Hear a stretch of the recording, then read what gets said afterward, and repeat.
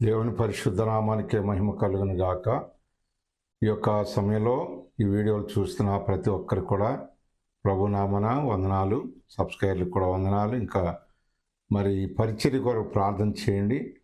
దేవుని బిడ్డలారా, మరొక ఆదివారం చూసే భాగ్యాన్ని దేవాది దేవుడు మనకిచ్చారు. కనుకనే మరి ఈ యొక్క ఆదివారం దేవుని వాక్యాన్ని మనం చదువుకుందాం. కీర్తన గ్రంథం 95వ అధ్యాయము 7వ వచనంలో ఈ విధంగా రాయబడతా ఉంది. రండి, నమస్కారం చేసి సాగిలపడదము, మనలను సృజించిన యెహోవా సన్నిధిని మోకరించదము. నేడు మీరు ఆయన మాట అంగీకరించిన ఎడల ఎంత మేలు అంటున్నాడు. కనుకనే దేవుని బిడ్డలారా, మనం ఎక్కడ మోకరిస్తున్నాం, ఎక్కడ మొరపెడుతున్నాం, ఎక్కడ మరి సాగిలపడుతున్నాం అన్నది కరెక్ట్గా మీరు అర్థం చేసుకోవాలి వాక్యాన్ని.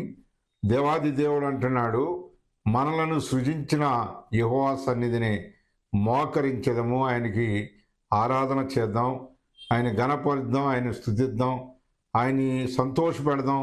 దేవాది దేవుడు అప్పుడు మిమ్మల్ని మీ కుటుంబాన్ని కూడా సంతోషపరచునుగాక. ఆమెన్.